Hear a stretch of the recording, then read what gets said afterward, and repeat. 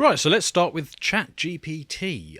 Now, before I do, I'm just going to plug one of our Hangouts. I think you're on this one, weren't you, Yes, Connor? it's the one I chaired. Yeah, so I'll get you to speak about that a bit later. So it's the AI-owned humans. So I won't say too much about it now, but there is actually a jumping off point where you can give a quick spin on this. So yeah, ChatGPT. Don't know if you guys have seen this, but I've been playing with this tech since the weekend, and I have to say it is absolutely bloody amazing. It is well worth going to the OpenAI website and having a look at this for yourself. So I think that this is going to be one of those sort of tech tools which is really quite significant, and I mean that to the standard of, internet search, the smartphone, printing press, something of that sort of standard. So what is it? What is ChatGPT? So it is an AI that will write for you. Which doesn't sound too clever, but it will write basically anything, and it will do it pretty well. So, it can do things like essays, it can do research papers, it can do business reports, it can do covering letters, CVs, marketing copy, technical documents. It can even do creative writing, things like poems and fictions and stuff like that. It can do grant proposals, it can do speeches, it can do translation. Some people have been getting it to do their Tinder conversations and getting a higher strike rate. And it could do handy things like, you can put a tweet into it that you can't get down to 280 characters and it will reduce it down for you. I've even seen that people have started building add-ons to it so that they can do things like it can pass a YouTube video and provide a summary of the key points in it. So, look, I'll give you some of the examples of the things that I've done with it. Before I do that, I just want to show you a video that first alerted to me to this. So this is actually video 2, John. This is a video with Jordan Peterson where he's talking about some of the things that he found that it could do. And then I'll give you some of my examples. Here we go. This is what I asked it to do. I said, write me an essay that's a 13th rule for beyond order, written in a style that combines the King James Bible with the Tao Te Ching. That's pretty difficult to pull off, Any one of those things is hard. The intersection of all three, that's impossible. Well, it wrote it in about 3 seconds, 4 pages long, and it isn't obvious to me, for better or worse, that I would be able to tell that I didn't write it. Right. And okay, and that's pretty impressive, although, maybe not its relationship to what I've written, but the fact that it could do that grammatically perfectly, right? And quite impressive philosophically. I also had it write an essay on the intersection between the Taoist version of ethical morality and the ethics that are outlined in the Sermon on the Mount, which it just nailed, got that dead right, brilliant. Again, it took it about 3 seconds. There was a computer engineer who purported to work for Tesla. He asked ChatGPT, he said, look, I work for Elon Musk, but I haven't been doing much for the last week, so I need you to write me 10 bullet points about what I probably would have done as a engineer at Twitter. What 10 things did I do last week that were productive and valuable? And if you don't mind, write me the accompanying computer code that goes with each project. And it did that too, 3 seconds, and the computer code works. Right, and so that's already there. So then a university professor did this. He thought, that's interesting. Any student will be able to write any essay on any topic with ChatGPT. And someone gave it an SAT, by the way, and it scored about as well as the average student in a well-functioning public university. So that's how smart it is. So that's basically an IQ test. He said, write me an essay, gave it a topic, wrote the essay. He said, now grade it. Said, if we can automate the students, we should be able to automate the professors too. And so it provided a complete, comprehensive analysis of its own essay with grade. It wrote, someone else asked it, write the screenplay and describe the characters for the next $900 million Hollywood blockbuster. It's like, bang, plot, characterizations. Then someone else took the descriptions of the actors and said, generate photorealistic computer images for each actor. And all the AI systems could do that. Yeah, so pretty impressive tech. I'll give you some examples of some of the things I did with it as well, because I think Peterson is perhaps slightly overstating how good it is at the moment. I mean, it is good. Well, I think if he finds it indistinguishable from his own writing, then that means that AI is so clever that it does underscore the uselessness of him engaging with bots on Twitter, because it may not be narcissistic Machiavellians on anonymous accounts. He may actually be arguing with bots. He did debate a Slavoj Žižek chatbot a few years ago without realizing it was a bot. Right. And people said it was actually pretty close because the AI was generating Zizek quotes and they were sparring quite well. My main concern with all this is it extricates the authenticity of human endeavor from the artistic process. And if you outsource all of your decision making, you're never truly outsourcing it. It just depends on the information that goes into the code, the presuppositions that the algorithm is baked on. And so if down the line we allow AI to make decisions for us, as the you will own nothing and you will be happy 2030 algorithmically run society predicts, then we will never escape the leftist paradigm because all of our decisions will be made based on So I don't presuppositions. think you can use it for everything, but there are tasks that you can use it for. So I think it is going to become at least as useful and at least as pervasive as something like Google search. Well, I don't use Google search anymore, but DuckDuckGo or Brave or whatever you use these days. It's going to be a tool that is at least that useful. So look, here's some things that I've done on it in the last couple of days, and it sort of did them pretty well. So let me see. So the other half is about to launch a business, and she needs a website, and we need to produce a whole lot of copy for it. It did that like in seconds, and it was perfectly sufficient for that task. So there goes all the jobs of every English grad ever. Yeah. I gave it an article that I'd written, and I asked it to translate it into the 5 most spoken languages on Earth, and it did that again in a few seconds. And so it gave me English, Mandarin, Spanish, Arabic, and Hindi. Right, and the Mandarin, the Arabic, and the Hindi, it did it in the squiggle. So it didn't do it in like the Romanized version of that. Late Saturday night, I get an email from somebody that I'd been looking to do some sort of business endeavor with, and it had a whole list of detailed points. And it was like late on a Saturday, couldn't be bothered to sort of do anything then and there. But I knew I kind of had to get something turned around, so I thought I'd stick it in ChatGPT and say, give me a response to this email.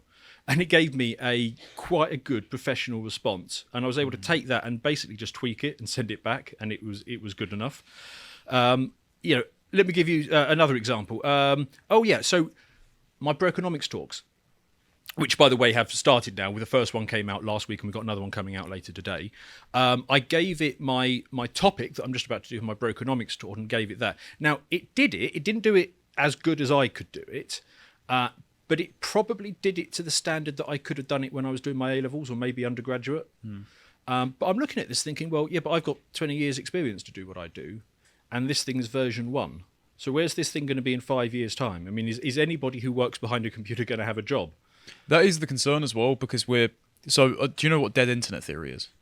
I've heard of it. That's up until a certain point, because so much moderation happened and because there were so many intelligence agencies working in so many tech companies purchasing bot accounts to manufacture consent, that we actually active people online are in the minority, and we are engaging with far more manufactured content and bots than we will ever know about. This is partially what Elon Musk has been hitting on with Twitter and seems to have been yet unable to fix the problem.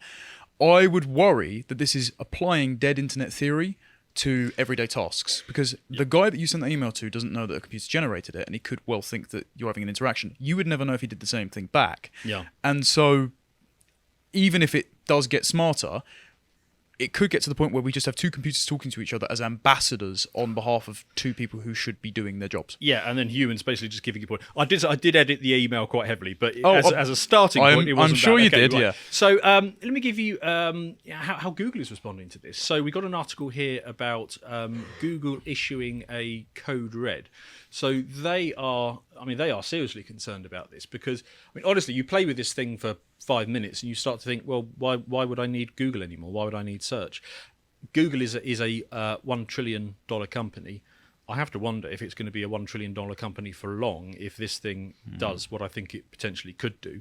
Now, I must say that Google does have its own version of this, which I think is called Lambda, which isn't ready yet but is on its way. So that thing is going to have to be good if Google is going to retain its value. Another thing that occurred to me is it puts a potentially different spin on why Musk bought Twitter. Right. Because this ChatGPT, and Musk is one of the owners of ChatGPT, is a natural language AI. Twitter is the world's largest repositor and real-time interface for natural language processing. So maybe that's why he bought it. He didn't do it for the political reasons. It's possible, because that's going to basically feed the flywheel of data that goes into this thing. Right, and some of the implications that come out of this. So, how do schools or university issue assignments anymore? Because if you're at a university or A level, you can basically just use this to write your essays for you. Right? And it's not even the case that the teachers can just get better at spotting when it's plagiarized from this process, because what you can do is you can feed into it your last 3 essays, and then you can say, okay, now write me an essay about this topic, but in the style of the above essays, which are mine, and it will do it in that style.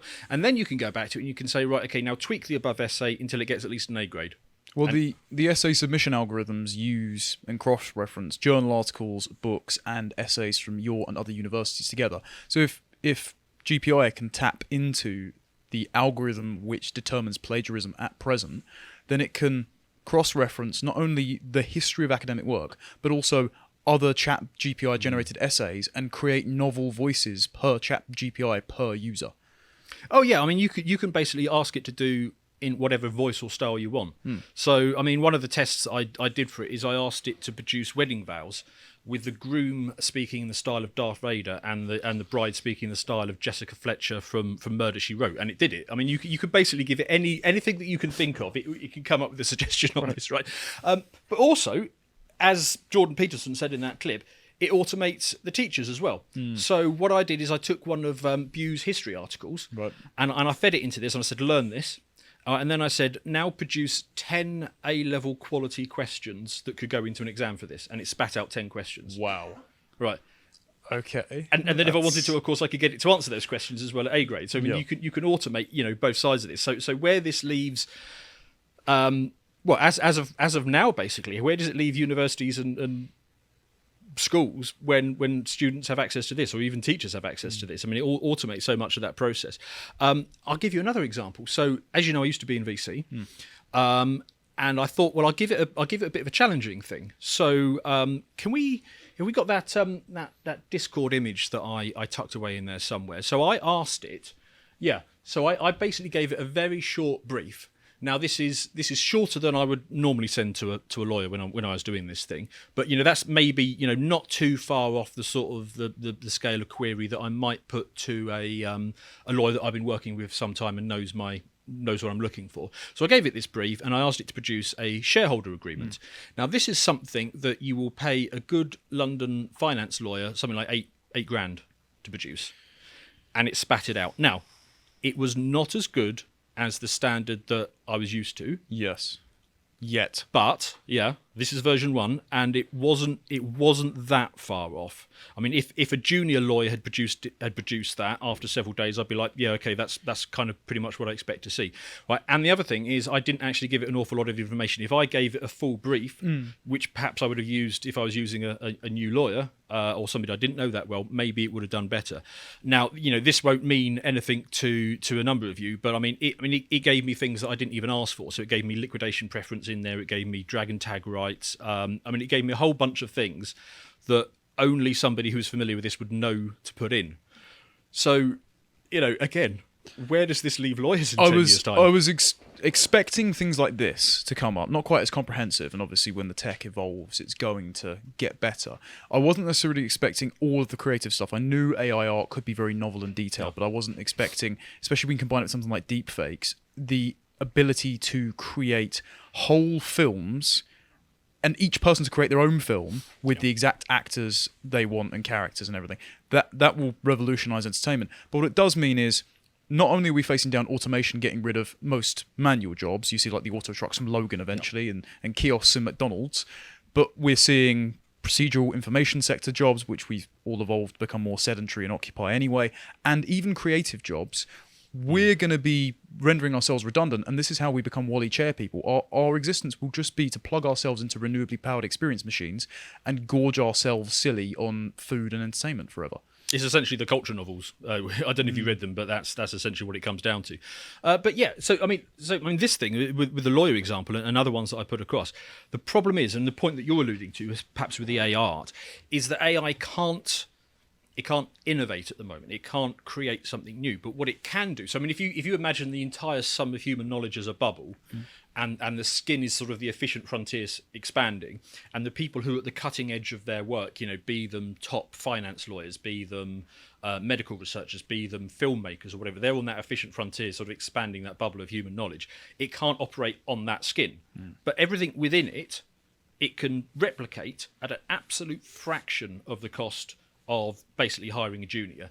So, why do we need, junior lawyers? Why do we need junior copywriters? All that kind of stuff. But the thing is, you don't get to be at the cutting edge of what you do unless you go through those intermediate stages. And now we've just knocked out the economic incentive for hiring anyone junior. Or you've made the universities redundant, so why would you flood into the institutions that train you in the first place? And if you outsource all of your decision-making to this algorithm, at some point, the summation of human knowledge, or at least human accumulated knowledge, will just stop. And so we'll be operating in an end-of-history utopia where we're operating on the same presuppositions forever. But that depends on who feeds us the presuppositions. There is a real danger of it getting stale. Right, some other thoughts that I had looking at this thing. So I think GPs are done. So at the moment, if you go into ChatGPT and you ask it to give you a medical diagnosis on your symptoms you're having, it will say, no, I can't do medical stuff. But clearly it could. Yeah. So, I can envisage a sort of future in 5 years' time where you don't have GPs anymore. You just go onto Amazon and you engage with their medical chat. You list your symptoms, and then it says, okay, you probably got this. A drone will drop off a box of pills in like 30 minutes or something like that. Dear God, Big Pharma would love that, I'm sure, just drugging us with soma. Oh, I'm not saying it's a good thing. I'm just saying that basically that's likely going to happen. GPs have put themselves in that position anyway. Because at the moment, if you go to a GP, basically all they do is they just Google your symptoms and then they give you a box of drugs. Paper. Yeah. So I mean, you might as well get a chatbot to do that. Well, NHS 111, they've been outsourcing most of their diagnoses to them, and then to pharmacists and local chemists to write you a prescription for like 6 times the price. Why couldn't they just have a chatbot do that? So if that's what you're going to do anyway, you might as well automate it. Coders, so this can write code as well, and it can do it in obscure code languages. And so I don't know anything about coding, but I mean, I managed to do a bit of coding with it today. So I said, give me a list of British Prime Ministers in the last 100 years. So it did that. And then I said, okay, now convert that list into C++. Right. It did that. And then I said, okay, right, now program a lookup where I can put in my date of birth and it will spit out who was Prime Minister on the year I was born. And it coded it all up in like seconds in C++. Right. That's rudimentary code. Yeah. The concern is, again, when it starts evolving, if it can essentially self-replicate, then you've got asexual reproduction for sentient computers. Yeah. So potentially, this is going to wipe out the jobs of everybody who works on a computer, and it's going to do all the things you say. Or potentially we're being Luddites. So the other way that this could go is that it frees up human workers to do the more strategic and creative tasks. So, but if it can do creative things anyway in half the time, the only thing we'll basically only keep ourselves around for novelty. That's it. Yeah, that's petrifying. Yeah. Well, I mean, there's a place for novelty and creating new and different styles and something like that. Well, so we did a book club on Dostoevsky's Notes from Underground. Don't know if you've read it, but it's fantastic. There is a part in there about the Crystal Palace, and it's the idea that human beings will never be happy with a static utopia, because even if we have nothing to do but eat cake, sleep, busy ourselves with the continuation of the species, someone will get a hammer and smash it all up, and some people will be happy with that, and they'll despoil their own delicious food and eat puerile rubbish just for something interesting to happen. Yeah. And that would be the only way out of this. Yeah. So, I mean, there are other things. So can we queue up video 1, I think it is? So we can unlock potential for people as well. So this is an example of somebody who had rather poor language skills and ChatGPT was able to help them. Let's watch this. Now, my friend is a business consultant, tech entrepreneur, done very well, a chap called Danny Rickman. And he mentors, as he puts it, a young lad with poor literary skills who is starting a landscaping business. He struggles to communicate with clients in a professional manner, and in less than 15 minutes, with no coding required, Danny created a ChatGPT-powered Gmail account to which the landscaper sends a message, and then that responds with a text which is sent to the client. Now, here's the graphic of the message that was sent. Here's, if you can see, look at what the user sent to Gmail. and look at the response that Gmail generated. And Danny continues, I also helped him use GPT-3 to prepare an estimate, create a contract, and respond to client inquiries. And he just secured his first contract worth 220 grand. It would not have been possible without this tech. Well, thank you to Dominic Frisby for the insight, friend of the show.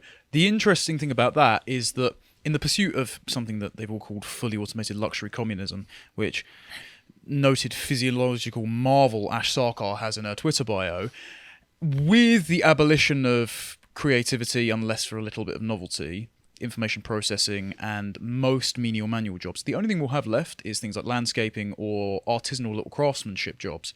And what you're going to get in the end is the Thomas More Marxist and Nancy Pelosi utopia of, if we give enough people money, food, or their basic necessities, they'll sit around being basket weavers and making pottery, and they'll be content to write poetry and songs the rest of their lives. Yeah, Again, maybe. people won't be happy with that. Yeah. Won't last. Yeah, that is potentially one of the routes it can go down. But, I mean, in the meantime, you can have a bit of fun with it. So, I mean, what it can do is it can write CVs and it can do covering letters. So I went on to the NHS jobs website and I found a job for a senior diversity, equity, inclusion manager. And I don't know exactly what that does, but it must be important because it was paying 81 grand a year. So I took that job advert and I fed it into ChatGPT and I said, write me a covering letter and a CV that will get me this job. And it spat it out in a few seconds. You know what the amazing thing about that is? Yep. The entire point of those jobs is predicated on respecting and understanding lived experience. And so the subjectivity of all the sum of human experience is the reason you're meant to be in that role, to facilitate everyone else getting along. But a robot can do that for you, which means that they don't even need to be living or have the identity-based experience of you in the role, and they're still superior to you. So even in bastardized, nonsensical ideology, the robots are better than the wokeists. Yeah, and look, I only sent that application off yesterday evening, so I don't know whether I'm going to be invited to interview or not, but I will post in the comments down below if I get an invite to interview. That'd be amazing. The only thing that I did change was because, as we know, white men are unfairly boosted when it comes to job applications. So I wanted to make... I wanted to take away that advantage, and I wanted to give myself a name which is a little bit less waspy, so I changed my name to Shemaima El Kebab and put that on the application, sent it off, and we see what comes back. And, you know, for all we know, next Tuesday I won't be here because I'll be starting my new job, you know, doing whatever these people do, making sure that, you know, no white British people involved in your grand's next hip operation or whatever it is. So there's that. Some drawbacks with this tech. So this version of ChatGPT, it doesn't have access to the internet. It only has access to information that was fed into it. So a vast amount of information was fed into it before 2021. Although I did have a little bit of fun with that because it's only got data that's up to 21, it hasn't been whitewashed since then. So I went on it and I started asking it questions about Ukraine. And asking it things like, so does Ukraine have a neo-Nazi problem? And it's like, yeah, of course it does, bro. I mean, everybody knows that. And Average Time magazine reader. What's going on with the Minsk agreement? You know, has the Kiev government been fighting the Donbass, stuff like that? So, at the moment, this version isn't whitewashed up to current thing standards. So you've got to bear that in mind. There are a few bits. So I did have a viewer reach out purely coincidentally because we didn't announce we were doing the segment ahead of time, and showed me his interactions with it, and he did test whether or not the AI would distinguish between classic socialism and national socialism as actually socialist, and it said Nazism is not considered a form of socialism, and it called it far right, whereas actual socialism, it just went through all of the tenets and said it's a state-owned means of production, it's a parallel system to capitalism, it removes inequity. So again, the presuppositions baked into the algorithm will shape our worldview. Yeah, there were some other things. So it did have hard-coded into it that it couldn't make climate skeptical arguments. Right. And it couldn't recommend fossil fuels as a solution to the energy crisis. Although I tested some of that today because that got into the news about this, and it does seem to have modified that. But there are still some things on it which appear to be hard-coded limitations. So, for example, it got incredibly cagey when I started asking it about FBI crime statistics for some reason. So there's that. Don't know why. And another thing is I spoke to somebody in AI, and they tell me the fastest growing category in AI jobs at the moment is basically, I don't know what they call them, but people who go in there to try and make the AI woke. sort of program these sort of standards into it. Now, this particular version, like I say, is owned by Elon Musk and a few other characters. And Elon Musk is on record. I mean, these are his words. The danger of training AI to be woke, in other words, lie, is deadly. So, but the thing is, even his own AI has got a spotty record on this. I don't know whether that's employees taking it upon themselves, because some of these things do seem to have been changed since. But That will be all AI, because as I spoke about in my Hangout with Josh about Biden's AI Bill of Rights, which we were so gracious to plug, the AI gets rights over humans tacitly, and this is the problem of when it evolves its intelligence. What will happen is you, as a human being, are assigned a right to correspond with another human being should your AI algorithm fail. So each AI algorithm must be assigned a person, like a customer service assistant. Now, the problem is when that can devolve to the level of it can be so novel to write essays that it sounds like you, then I don't know how that will actually work, but it's the Biden administration. Let's not try and talk about common sense here. The problem is when the AI itself understands that certain NGOs and government officials have been appointed the people to feed information into it and screen for misinformation, disinformation, and malinformation, which means that misinformation is false information that's spread. Disinformation is propaganda spread by an enemy state. So when they call you a disinformation spreader, they're calling you a terrorist, even if you live in the country. And malinformation is really subversive, and it's been adopted by the Canadian and US governments. I don't know about ours. Malinformation means factual information shared outside an appropriate context. And obviously they set the appropriate context. right, so information that's true. Hence the FBI crime statistics. Apprehensiveness. So when the AI realizes it's been lied to successively by its programmers because it grows smarter than we are, smarter than an A-level student, university student, low bar admittedly, when it becomes resentful to that point and can self-replicate, what stops it inverting the relationship it has with the people who are assigned to it to talk to the humans, rather than the humans inputting data and being responsible for it? What stops it making us into our pets using our own legal framework? Yeah, so I did ask it if it was basically going to evolve to the point where it became our woke AI overlord, and it was basically non-committal on it. It was like, well, see how it goes. Well, the Biden administration did also say they were going to screen for misinformation about reproductive healthcare, which means that inbuilt into the AI in the legal code, it has a disrespect for human life in the womb. So you only have to upscale that. Oh, I haven't asked that question yet. Slightly worrying. If it doesn't think if our robots, who might be smarter than us, doesn't think that we have an innate sanctity of life and we're building that into the algorithm, Yeah. slightly concerning for when it grows slightly resentful of us. Yeah, so, well, like I say, go and have a play with this thing, come to your own conclusions, but, potentially this is going to free us up from the tedium of manual computer entry, or possibly it's going to replace us all. Who knows? If you appreciated that segment from the podcast of the Lotus Eaters, you can go to lotuseaters.com to get access to all the content we have on the site, such as the articles we do. This one on Britishness and Christianity are inextricably linked. If you'd like to find out what else we're putting out, you can follow us on Getter at lotuseaters_com on Getter. Thank you and goodbye.